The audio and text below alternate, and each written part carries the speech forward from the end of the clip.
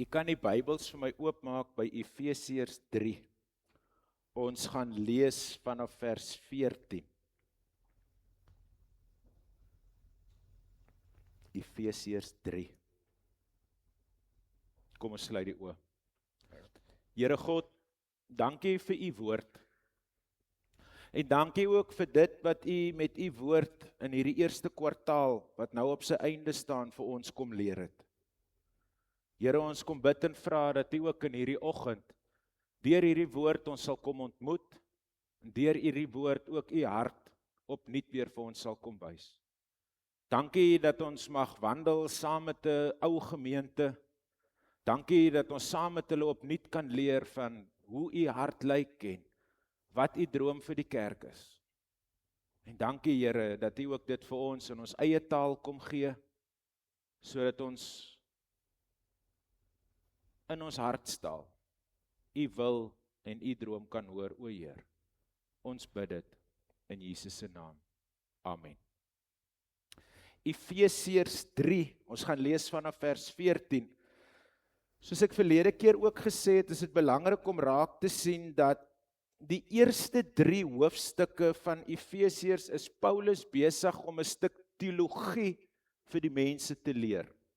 Eintlik eklesiologie, soos ek verlede keer gesê het, woorde oor die kerk. Dis die droom vir die kerk, dis hoe dit veronderstel is om te lyk, dis waartoe julle as gemeente kan werk, dis hoe God se droom, God se wil en God se plan hiervoor is. Dan, van vers 4 af, dan sê, okay, kom ons kyk nou, hoe lyk dit prakties? Daar is mos 'n groot verskil tussen teorie en praksis. Maar Paulus maak dit maklik, as hy dan nou weer vanuit hierdie teoretiese beginsel of teologiese beginsel oor die kerk, dan vir die mense gaan sê, hoe lyk dit prakties? Maar kom ons kyk waar het ons vandaan gekom. Die hele eerste 3 hoofstukke gaan maar primêr oor God, die verlossing en die genade in Christus Jesus en die identiteit wat God se kinders het as gevolg van die 3 enige God se ingryping in hulle lewe. Nou kom Paulus aan die einde van hierdie gedeelte en bid hy een van die mees, kan 'n mens sê, kragtigste gebede wat daar vir 'n gemeente gebid kan word. As jy hierdie 2 gebede wat Paulus, hy begin in Efesiërs 1 met 'n gebed en hy eindig hier die derde hoofstuk ook met 'n gebed, maar dit is so ingrypend in dit wat hy hier sê en bid en vra. Want hierdie gebed help ons om net gou weer terug te kyk na wat ons gehoor het in die eerste 3 hoofstukke en vat hy ons dan nou van hier af vorentoe oor hoe dit moet lyk vorentoe. Onthou in die tyd toe Paulus hierdie brief geskryf het, was daar nie hoofstuknommers en verse nie. Dit het nie bestaan nie.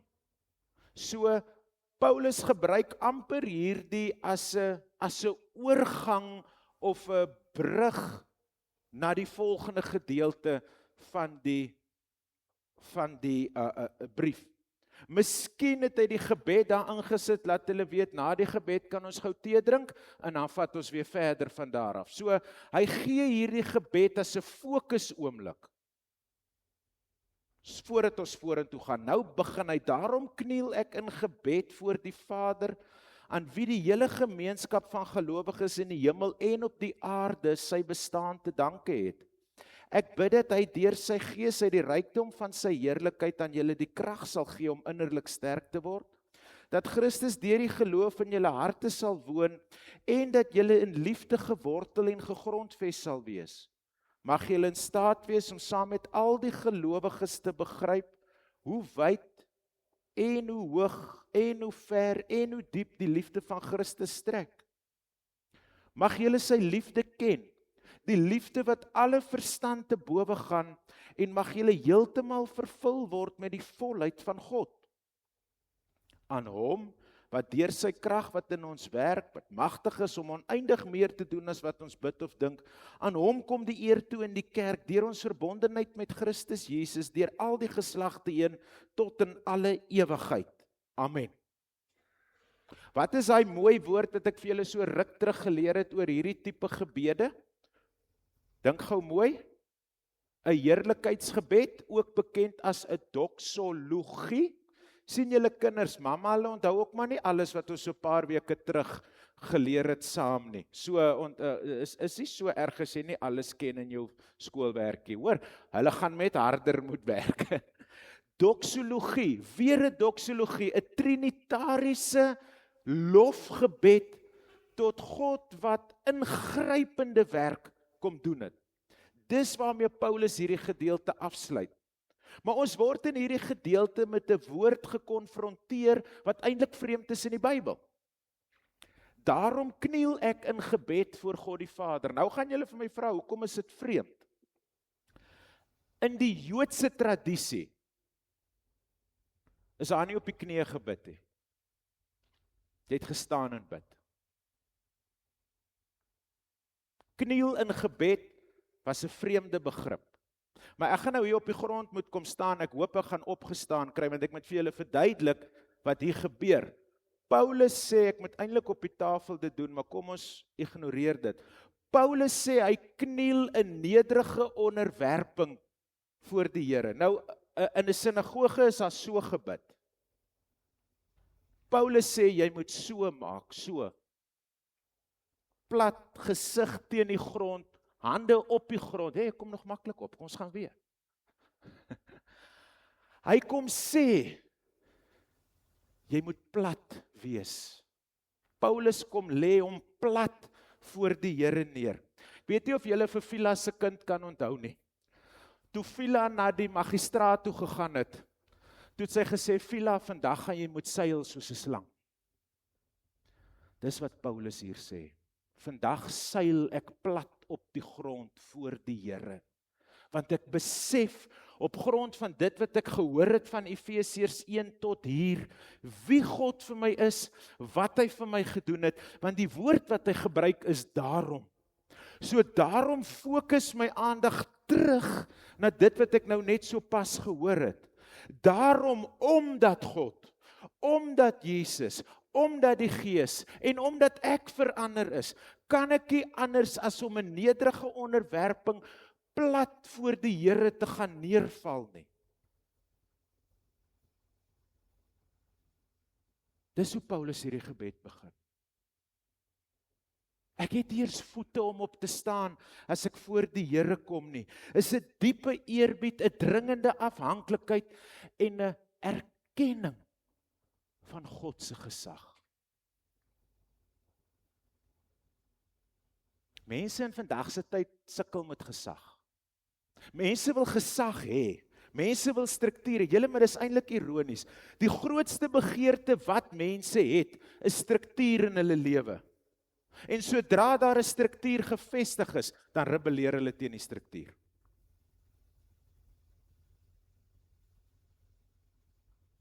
Sodra struktuur begin vorm kry, dan begin rebelleer ek, want dit pas nou nie my en hoe ek dit wil hê nie. Paulus sê, hier gaan dit primêr oor 'n erkenning van wie God is. En omdat God is wie hy is, kan ek nie voor hom staan nie. Ek kan nie staan nie. Plat op my aangesig voor die Here. 'n erkentenis wie God is. Paulus begin hierdie gebed vir die gemeente met totale afhanklikheid. Want hy erken, luister mooi, ek kniel in gebed voor die Vader, aan wie die hele gemeenskap van gelowiges in die hemel en op die aarde sy bestaan te danke het. Jy het geen bestaansreg sonder God nie. Die geloofsgemeenskap sonder God het geen bestaansreg nie. Want hoekom wil jy dan 'n geloofsgemeenskap wees?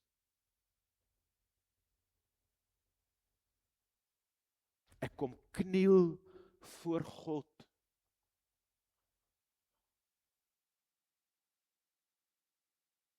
Hoekom? Hy is my identiteit. Hy is die identiteit van die kerk. Hierdie God wat vreemdelinge familie maak, wat buitestanders intrek, is vir hom wat ek vir hom staan. Ek kom bid vir julle as gemeente plat op my aangesig voor hierdie God. Want ons is God se familie. Ons is God se.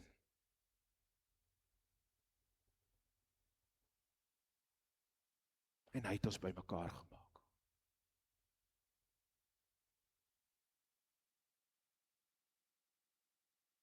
So Paulus kamp toe plat op sy gesig, 6 bedes.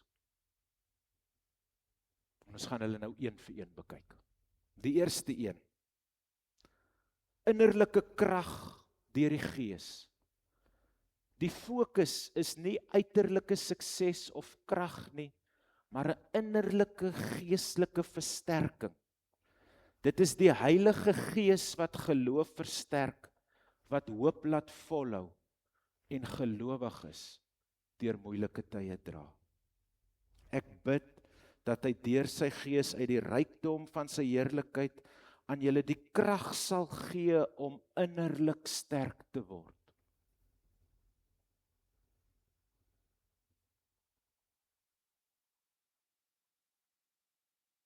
Dit begin binne, nie buite nie.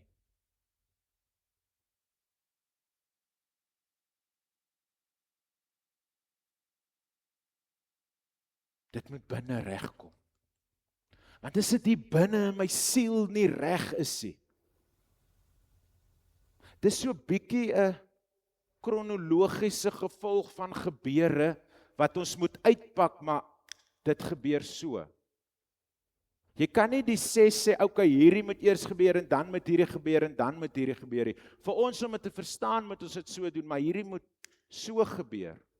'n Onmiddellike reaksie in die lewe van die gelowiges. Christus wat in die hart woon, die woord katoikesai, beteken permanent te woon.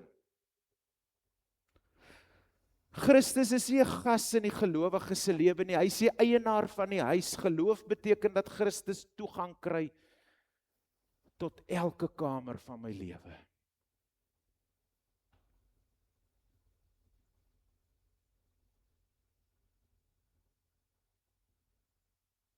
Permanensie. Nie 'n mooi weersvriend of 'n mooi weersgas nie. Permanent. Waar? Watter deel van my lewe? Alles. Regtig alles? Ja, alles. Die Here Jesus het mos gesê, niemand begin 'n huis bou sonder om die koste te bereken nie. En ons almal weet, 'n budget by 'n bouery, dit werk ook maar nie. Maar, Christus sê, dis of alles of niks. Jy kan nie net die perks wil hê, soos dit jou pas en soos jy dit nodig het, in die res van die tyd fladder jy maar hier liggies rond nie. Dan is jy nie besig met opregte volgelingskap van Christus. Ek wil nie die woord godsdiens gebruik nie, want godsdiens is iets wat jy beoefen. Kind van God wees is iets wat jy leef, is iets wat jy beoefen nie. Christus moet 'n permanente inwoner in jou lewe wees. En dan dat jy 'n lewe sal leef wat gewortel en gegrond is in liefde. Liefde is dus die wortel waaruit die lewe groei en die fondament waarop geloof staan. Sonder hierdie liefde kan geloof nie volwasse word nie. Wat se liefde is dit? Liefde tot God en liefde tot my medemens. Opsomming van die wet. Die Here Jesus het dit self gesê, met die Here jou God lief hê met jou hele hart, met jou hele siel en jou hele verstand. En die tweede wat hiermee gelyk staan is, jy moet net die lief hê wat jy van hou. Nee. Jy moet jou naaste lief hê soos jouself. Want dit is jou wegspringblok vir die resies en die fondasie waarop jy jou geloofshuis bou. Liefde tot God. Primêr.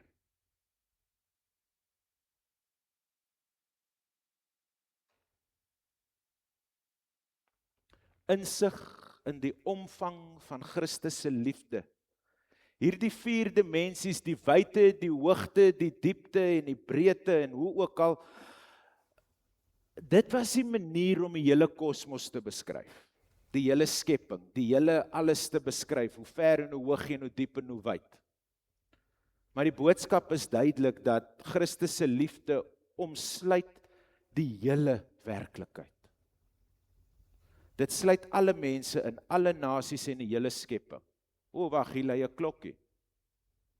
Wat sê Efesiërs 1 is God se doel met die skepping? Kom ons lees gou weer. Daar by vers 10:11. Toe hy gesê het, sy bedoeling was vers 10, om alles wat in die hemel en alles wat op die aarde is onder een hoof te verenig, naamlik Christus Jesus.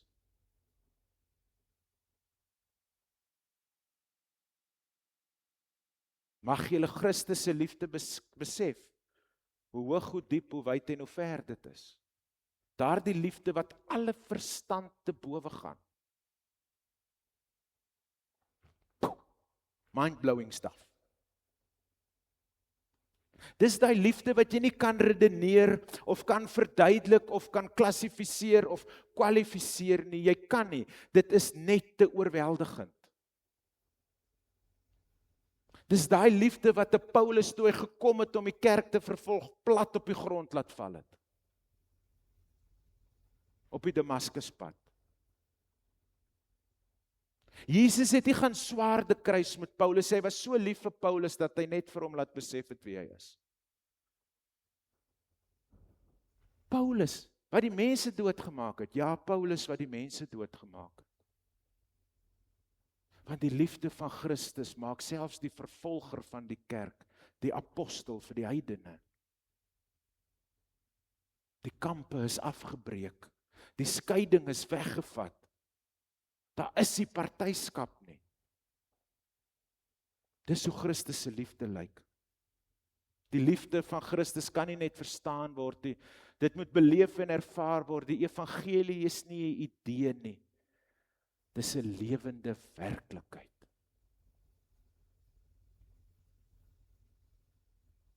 Dis hoe hierdie liefde in my lewe is.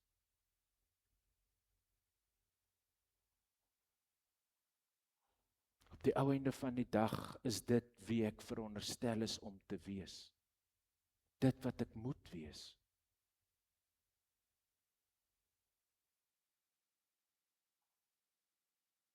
As jy dink, die evangelie van die Here Jesus Christus is net daar om jou sonde te vergewe, is jy geloofsarm.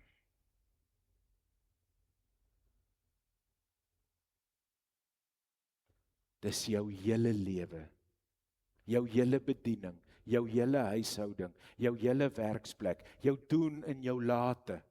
Dis alles.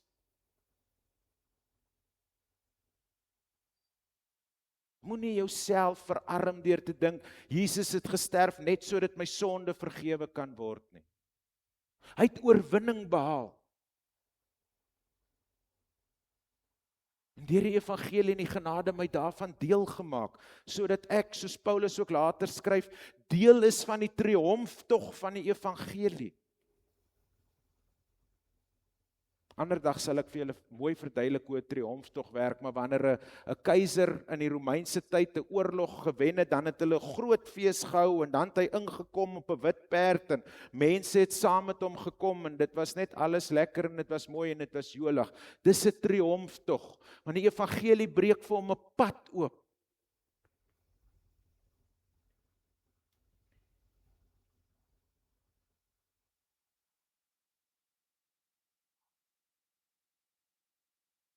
En saam met die keiser is daar 'n klomp wat saam in die oorlog was.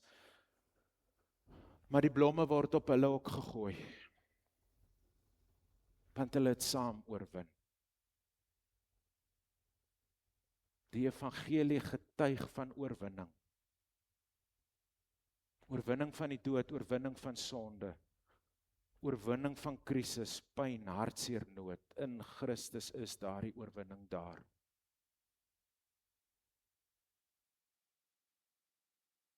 Want Jesus wil 'n permanente inwoner wees, ook van sy kerk.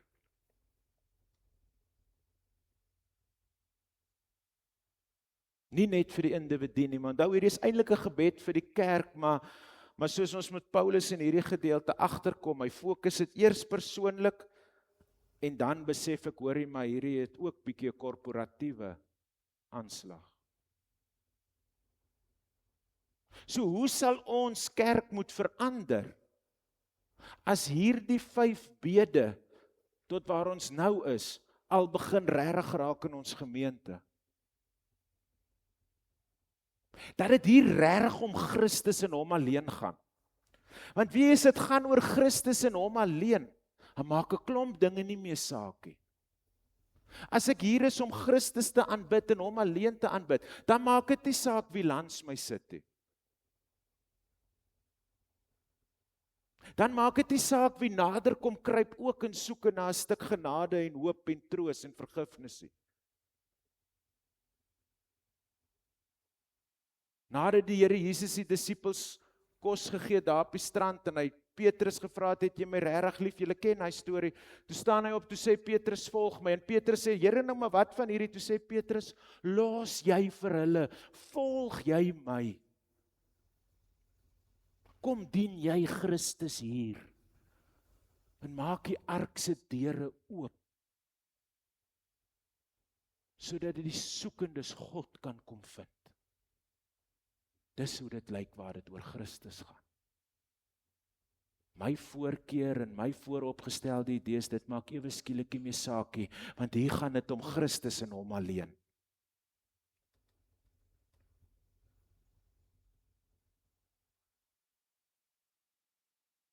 Dan sit ek eers een in die kerk en kom en vra, nou wat soek die een hier nie? Dan doen ek dit nie.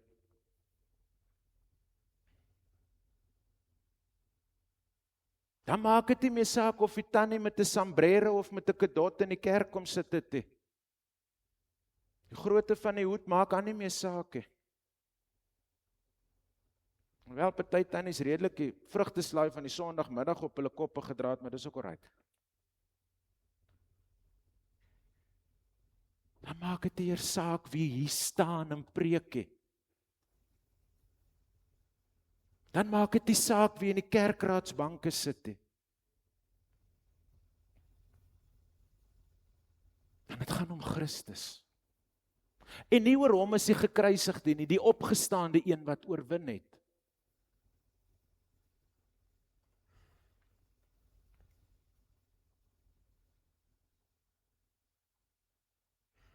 Paulus sê vir die gemeente, julle moet julle koppe swaai.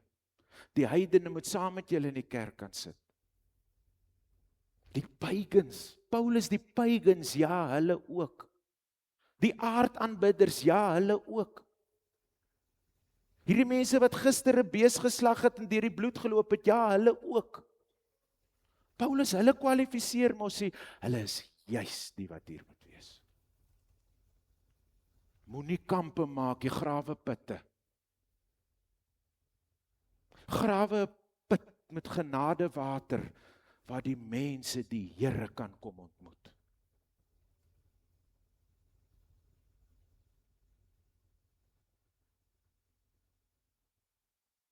Want sy liefde oortref alles.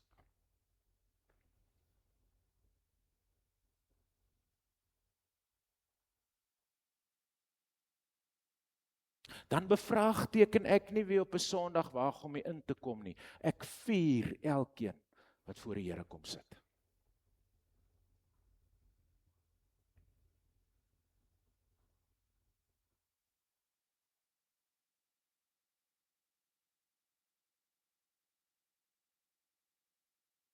Ek het eendag so 'n storie gehoor, gelees. Ek het ook die voorreg gehad om self die stelling te gebruik. Iemand eendag gesê het, ja, maar daar is soveel skynheilige mense in die kerk. Toe sê die persoon, maar as plek vir nog een, jy is ook welkom.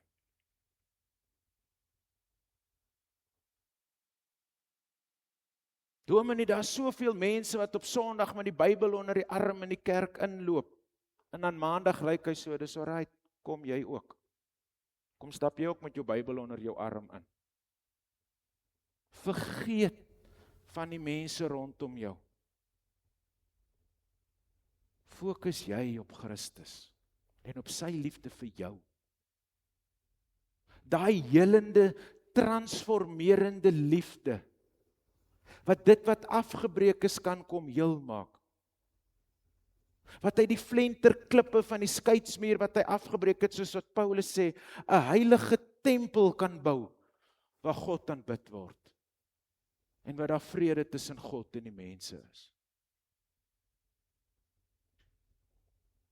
Stroop jou van al hierdie goed, stroop jou van hierdie voorkeure, en kom dien die Here. Maar moet hom nie net hier kom dien nie, loop dien hom by die huis ook, want nou hy's daar ook permanente inwoner.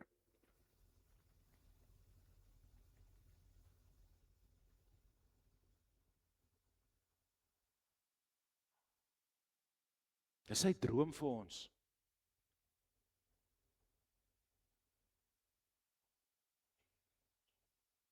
Ons is so vinnig om 'n vinger te wil wys, of so vinnig om te wil besluit wie mag, en so vinnig om te sê hierdie kwalifiseer, of so vinnig om te vra, hoekom is hierdie daar? Hoekom is jy nie daar nie? Hoekom is jy nie hier nie?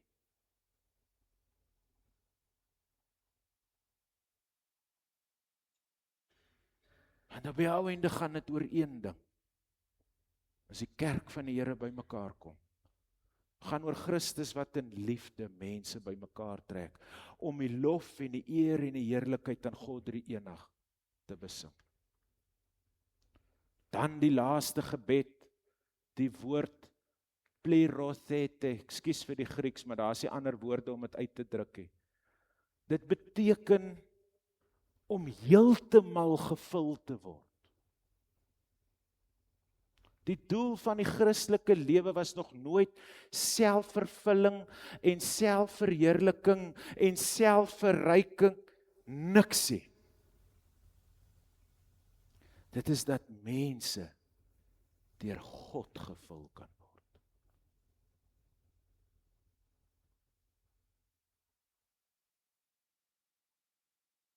Hoe kom ek daar? Ek moet in myself sterf.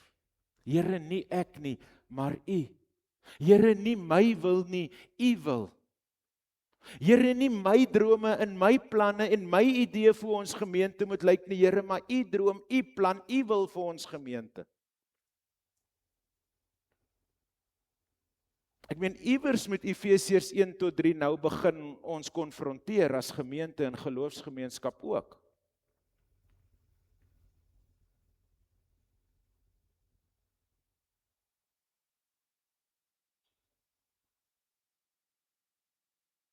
Paulus sê ons is almal gelyk voor die Here. Want almal was dood.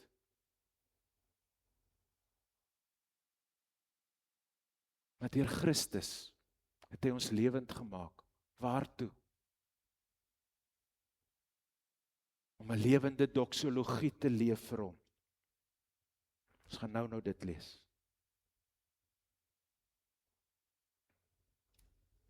aan hom wat deur sy krag wat in ons werk, wat magtig is om oneindig meer te doen as wat ons bid of dink. Aan hom kom die eer toe in die kerk deur ons verbondenheid met Christus deur al die geslagte heen tot in ewigheid. Ons is nou by 2026, dis vir ons net so waar.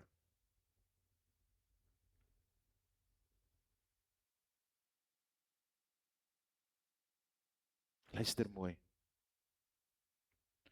Aan hom, wat deur sy krag wat in ons werk, wat magtig is om oneindig meer te doen as wat ons bid of dink, aan hom kom die wat toe? Die eer. Hoe gebeur dit? Deur ons verbondenheid met Christus Jesus, deur al die geslagte heen, tot in alle ewigheid.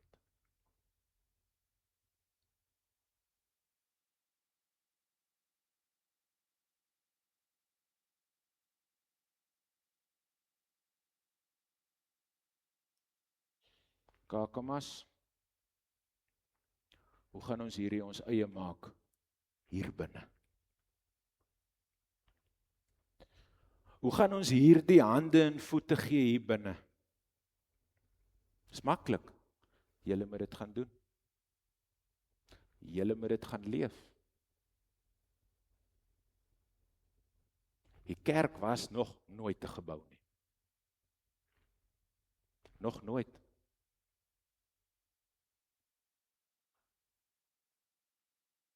Charles en Jaco sal smile want die instandhouding sal dan minder raak. Die kerk is sy mense. Hierdie plek kan maar val. Sou nie op kerk wees omdat die gebou nie hier is. Hierdie mense in Efese het 'n kerk gehad het. Hulle het 'n gebou gehad het.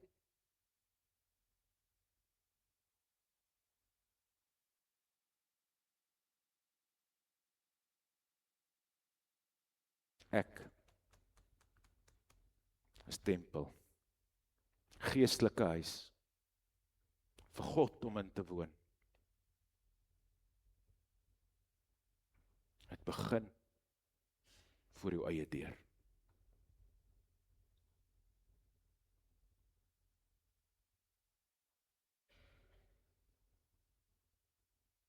Het gaan nie noodwendig in 'n oogklap by almal verander. Die party gaan dit regkry, party gaan daarna groei, party gaan bietjie daarmee worstel, maar dis alright, kom worstel hier saam met ons.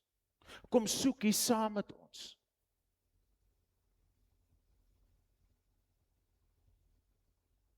Maar mag dit in Kakamas gemeente oor een ding gaan.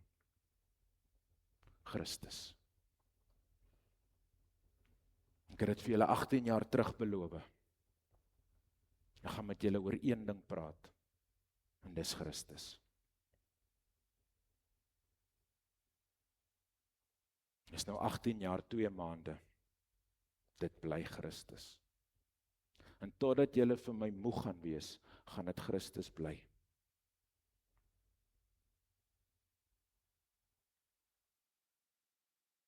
Want dis ons bestaansreg.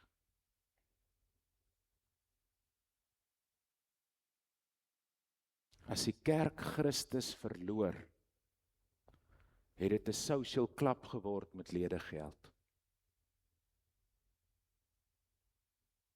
Hier moet dit oor Christus gaan.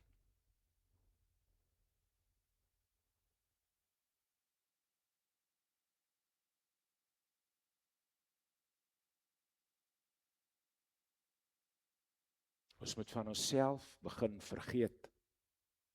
Ons moet in onsself begin sterf. Ja, maar ek het so groot geword.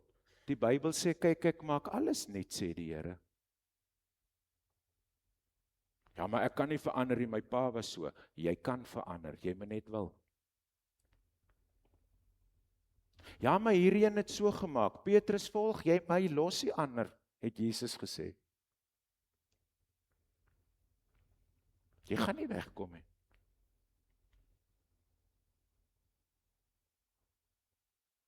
Al die verskonings is al probeer en Christus was op almal die antwoord.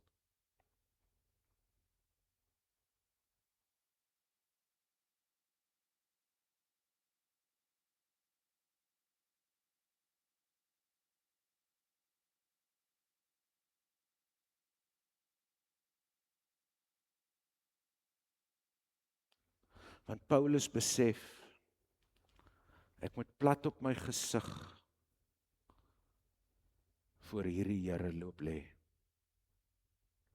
Want is net hy en hy alleen wat dit kan laat gebeur in sy kerk.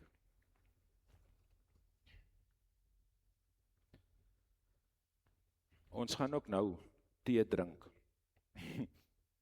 Is nou vakansie. Efesiërs wag vir as julle terugkom. Maar in hierdie tyd moet ons plat op ons gesigte voor die Here lê en sy wil afpleit. Sy genade afpleit. Sy lyding afpleit vir ons.